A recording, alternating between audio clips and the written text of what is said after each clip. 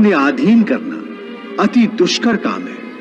हे अर्जुन, तुम्हारा यह कहना सत्य है कि मन अति चंचल है, उसे अपने वश में करना बहुत मुश्किल है। मुश्किल है जनार्दन, असंभव है। नहीं अर्जुन, मुश्किल अवश्य है, परंतु असंभव नहीं है। तुम्हारा कहना है अपने रास्ते से भटके हुए मनुष्य की सहायता के लिए आखिर तुम उससे क्या चाहते हो? क्या तुम्हें सोने चांदी के चढ़ावे चाहिए? क्या तुम अपने भक्तों से स्वादिष्ट और पंच पकवान चाहते हो? मैं मनुष्य से एक श्रद्धा के अतिरिक्त कुछ नहीं चाहता, कुछ नहीं मांगता। वो मेरे प्रति बड़े बड़े चढ़ावे न चढ़ाए। सोना, चांदी, घी, चंदन और पकवान के चढ़ावे मुझे नहीं चाहिए। श्रद्धा और भक्ति भाव से एक फल, एक फूल, फूल की एक पत्ती, जल का एक कतरा, ये चावल का आधा दाना ही सही, मैं उसको भी भक्त की श्रद्धा से कहीं अधिक श्रद्धा से स्वीकार कर लेता हूं। हे मधुसूदन, तुम कहते हो कि मनुष्य अपनी अंतिम सांस तक भी माया मोह में पड़ा रहता है, तो इसी कारण जन्म के चक्र में फंस जाता है। परंतु तुम्ही ने इस माया में सृष्टि की रचना करके और दूसरी ओर मनुष्य को चंचल मन प्रदान करके दोनों को एक दूसरे में उलझा दिया है।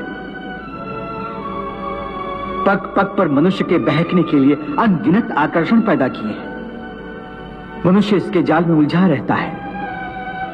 और क्षमा करना, तुम्हें जाल बिछाकर किसी शिकारी या बहेलिये की भांति जाल में फंसे मनुष्य के हाथ पैर मारने, उसके छटपटाने का तमाशा देखते रहते हो।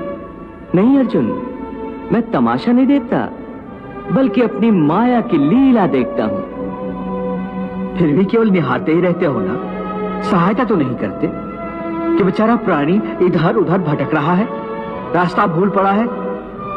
तुम्हारे मन में बेचारे मनुष्य की सहायता करने का विचार कभी नहीं आता? क्या आगे बढ़कर उसका हाथ थाम लूं, उससे सच्चा रास्ता दिखाऊं? बिल्कुल आता है, और मैं मनुष्य की सहायता भी करता हूं। परंतु कब कब करते हो तुम उसकी सहायता? मैं तो देख रहा हूं कि तुमने कर्म का विधान बना दिया है, जन्म मरण का चक्र चला दिया है, और इस चक्रव्यूह में मनुष्य को फंसा दिया है। ये तो कोई बात नहीं हुई, ये तो कोई सहायता नहीं हुई। मैं सहायता अवश्य करता हूं। अपने भक्त को मैं कभी बेसहारा नहीं छोड़ता, परंतु मनुष्य मेरी ओर देखे सहायता के लिए, मेरी ओर बढ़े तो मैं उसकी सहायता करूं ना। परंतु वो मेरी ओर बढ़ने के बजाय अपने अहंकार में डूबा रहता है, अपने बाहुबल के घमंड में पड़ा रहता है। वो तो इस भ्रम में पड़ा रहता है कि संसार में उससे बढ़कर कोई नहीं है। वो तो केवल अपनी बुद्धि और अपने बल पर ही भरोसा करता है। अपने बाहुबल पर उसे अपने परमात्मा से भी अधिक विश्वास होता है।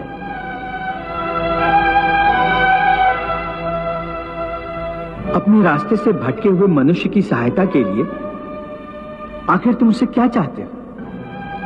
क्या तुम्हें सोने चांदी के चढ़ावे चाहिए? क्या तुम अपने भक्तों से स्वादिष्ट और पंच पकवान चाहते हो? मैं मनुष्य से एक श्रद्धा के अतिरिक्त कुछ नहीं चाहता, कुछ नहीं मांगता। वो मेरे प्रति बड़े बड़े चढ़ावे न चढ़ाए। सोना, चांदी, घी, चंदन और पकवान के चढ़ावे मुझे नहीं चाहिए। श्रद्धा और भक्ति भाव से एक फल, एक फूल, फूल की एक पत्ती, जल का एक कतरा, ये चावल का आधा दाना ही सही, मैं उसको भी भक्त की श्रद्धा से कहीं अधिक श्रद्धा से स्वीकार कर लेता हूं। पत्रम पुष्पम फलम तोयम यो मे भक्त्या प्रयच्छति तद अहम भक्ति उपहृतम अश्नामि प्रयतात्मनः। अरे इतना भी ना हो सके तो श्रद्धा या भक्ति का एक आंसू ही सही, मैं उसे भी कबूल कर लेता हूं। श्रद्धा में डूबे उस एक आंसू में मेरा सारा अस्तित्व सराबोर हो जाता है।